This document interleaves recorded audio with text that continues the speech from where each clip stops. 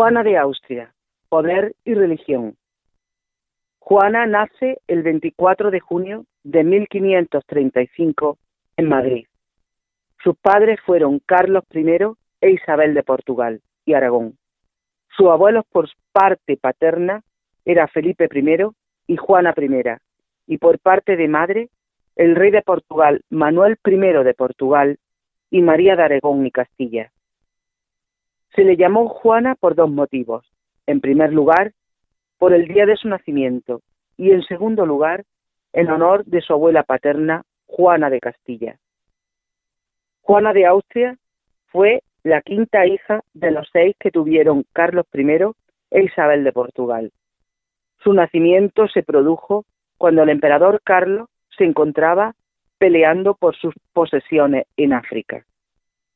A consecuencia del nacimiento de su sexto hijo, Juan, la reina Isabel falleció en el parto. De los 6 hijos de dicho matrimonio, solo quedó su hermano mayor, el que sería Felipe I, su hermana María y la propia Juana. Esta situación familiar hizo que la unión entre los 3 hermanos, María, Juana y Felipe, fuera muy intensa.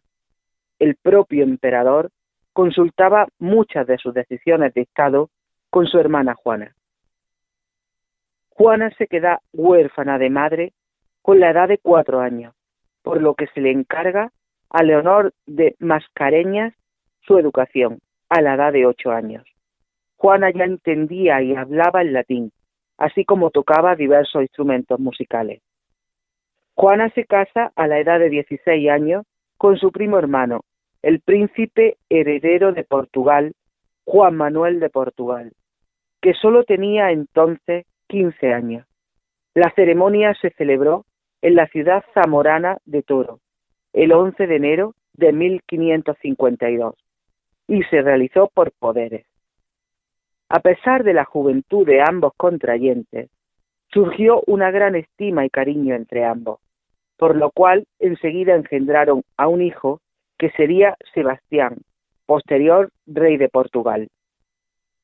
La muerte de Juan Manuel coloca a Juana en una difícil situación, pues su presencia se empezó a ver como una amenaza, porque consideraban que España podía reclamar la integridad territorial por lazos dinásticos.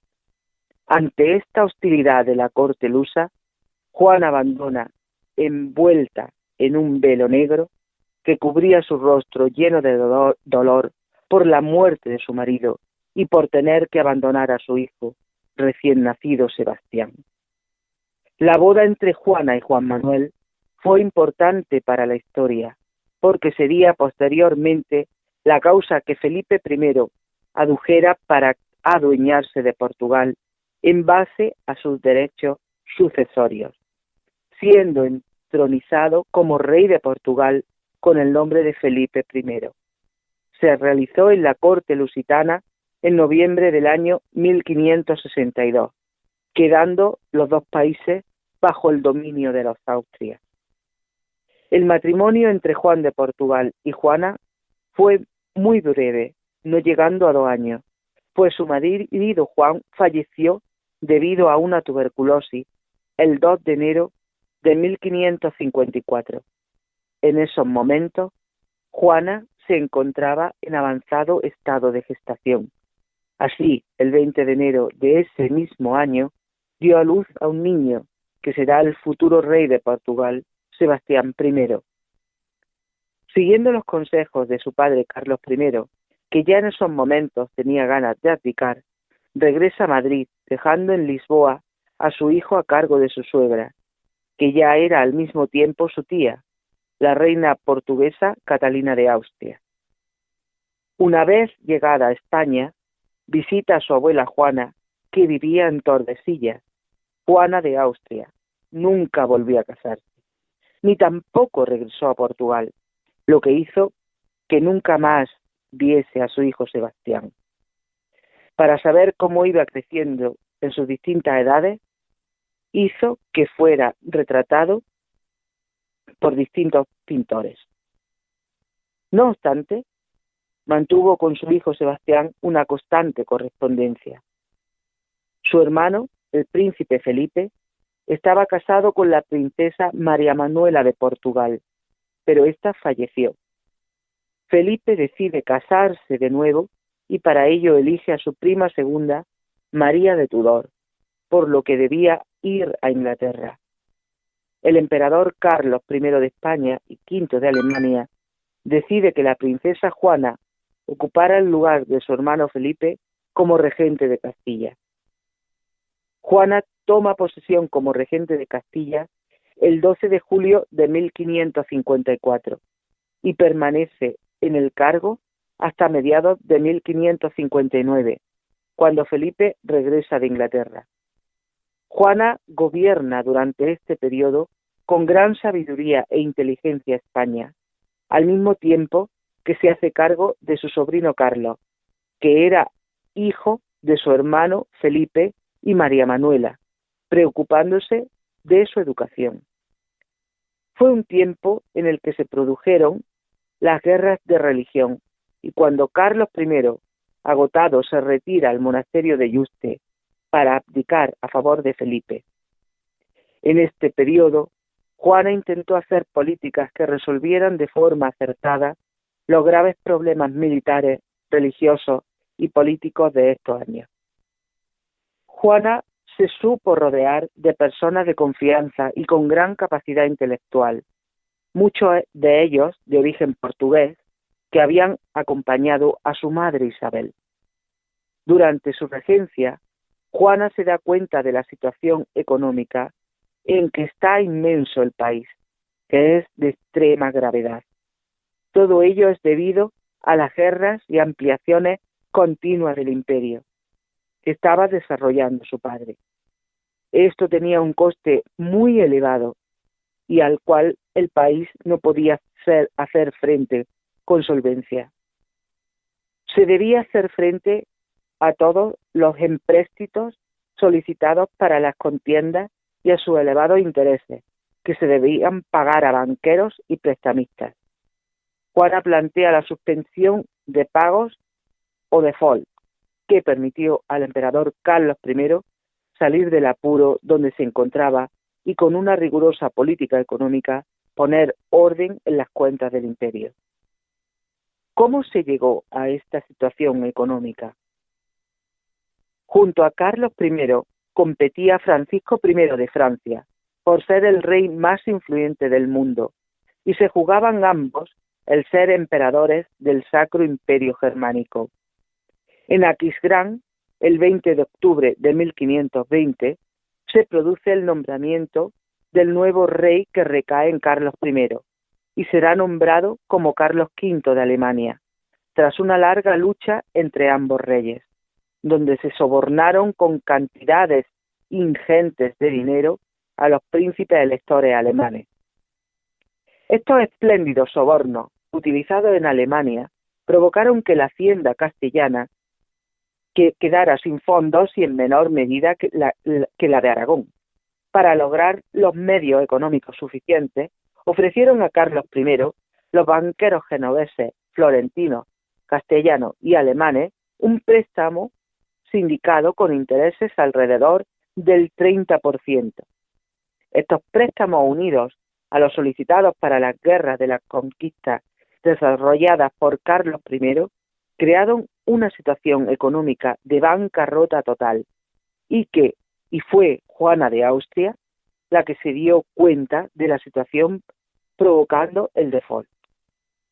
Todos los autores que han escrito sobre la historia de Carlos I lo alaban como un gran estadista y reputados historiadores como el inglés Hugh Thomas así lo avalan.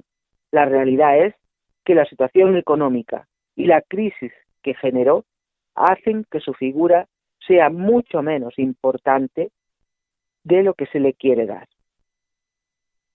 Para hacer frente a esta monumental deuda y no perder la confianza de los prestamistas, Felipe I puso a la venta las joyas de la corona. Además, todos los maestrazgos, que eran grandes extensiones rurales, propiedad de las órdenes militares, fueron otorgados como concesiones de explotación a la banca alemana de los Fugger. Consecuencia de ello es que la hacienda española no recibió ni un solo ducado durante estas concesiones. Se llegó a arrendar, por medio de subastas, la recaudación de rentas que ingresaba la corona. Se emitieron juros, una especie de bonos de Estado, que permitieron a los compradores recibir intereses de hasta 10%. Incluso se procedió a dar en arriendo el territorio de Venezuela a los banqueros alemanes de los Welsers. El oro y la plata procedente de las minas de Potosí, Zacatecas, Guanajuato y de los ríos Magdalena y Cauca permitieron aliviar a la hacienda española. El default de 1557 fue un desastre para los banqueros de la época. Además de España, también Francia y Portugal se declararon en default. Como hemos visto, España buscó fórmulas alternativas para resarcir a los banqueros, con vistas a seguir utilizándolos, mientras que Francia y Portugal no hicieron nada por pagar sus deudas. Felipe I tuvo que hacer frente al desprestigio que le ocasionó el default. Se calcula que fueron más de 300.000 las personas que tuvieron que emigrar a América debido a la situación económica del país, siendo los castellanos y extremeños quienes más emigraron. Con la llegada desde Inglaterra de Felipe I, Juana se retira de la vida política. Durante el reinado de Felipe I hay dos partidos.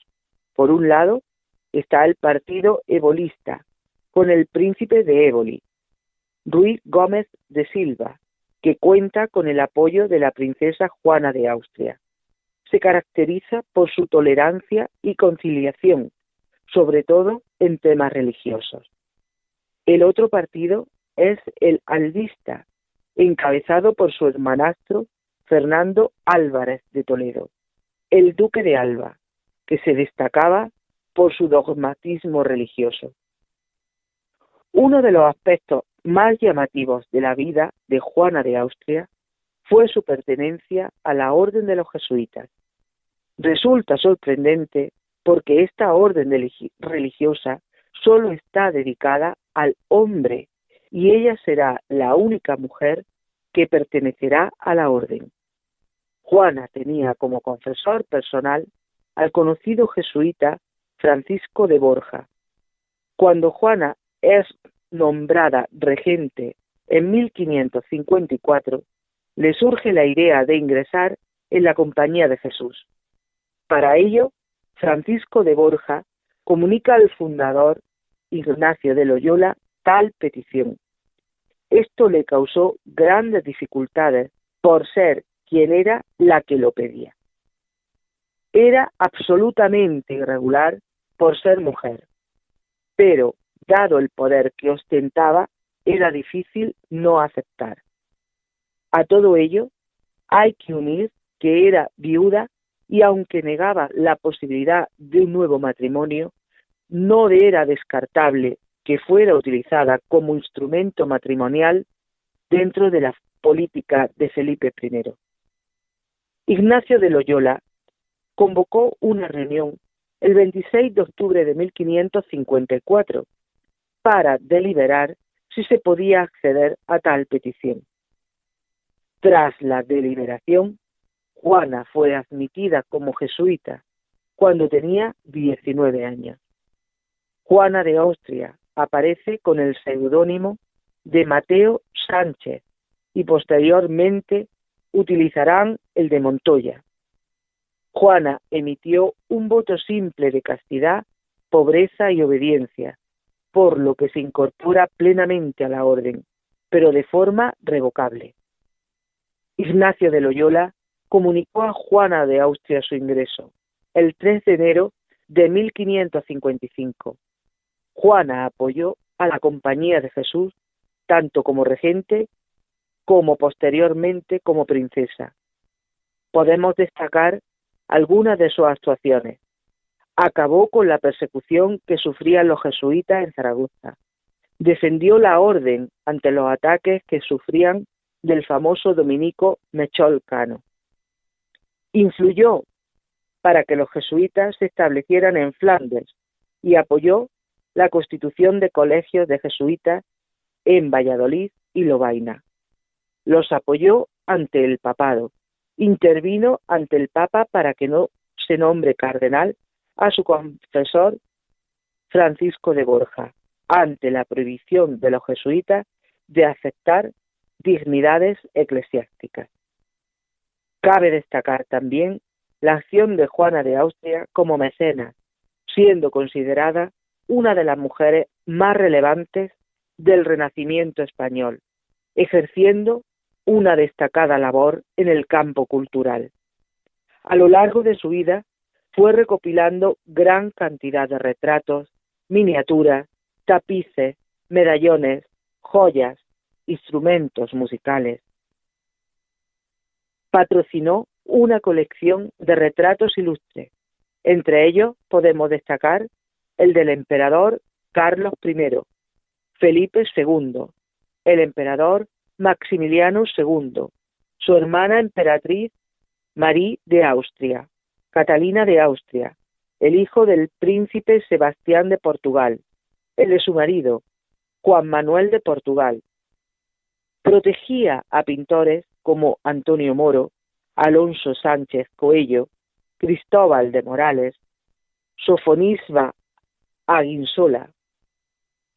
Fundó en el año 1557, siendo regente, el convento de Nuestra Señora de la Consolación para las Clarisas Descalzas y en Alcalá de Henares el Real Colegio de San Agustín. Juana de Austria muere el 8 de septiembre de 1573 en el Escorial, debido a un tumor que le produjo un largo sufrimiento. Se encuentra enterrada en el convento de las Descalzas Reales de Madrid, en un sepulcro realizado por el artista Pompeyo Leoni. Artículo de Edmundo Fallanás Ecuer, profesor de Historia.